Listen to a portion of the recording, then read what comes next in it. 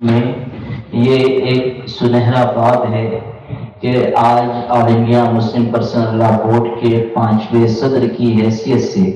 ممتاز عالم اور فقیہ حضرت مولانا خالد سیف اللہ رحمانی صاحب کا انتخاب ہوا ہے۔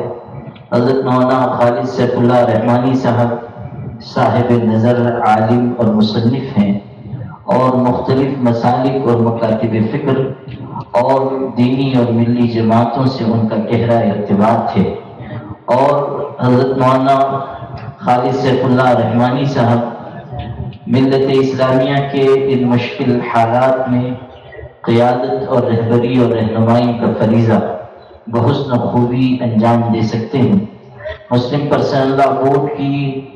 تاریخ میں یہ بات لکھی جائے گی کہ بہت ہی مشکل وقت میں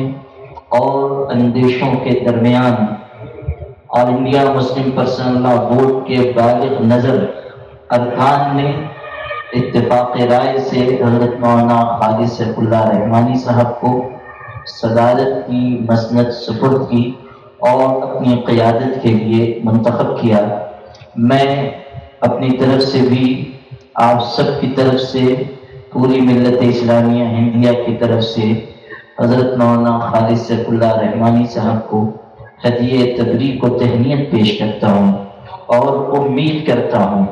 کہ انشاءاللہ حضرت مولانا کی قیادت میں یہ کارواں اپنی منزل مقصود کی طرف رواں دواں رہے گا۔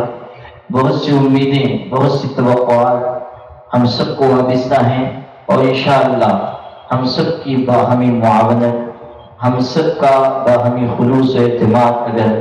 اسی طرح قائم رہا تو انشاءاللہ وہ توقعات نہ صرف یہ کہ پوری ہوں گی، بلکہ اللہ نے چاہا تو مسلم پرسنل لا بورڈ اپنی تاریخ کے ایک زرین دور میں داخل ہوگا۔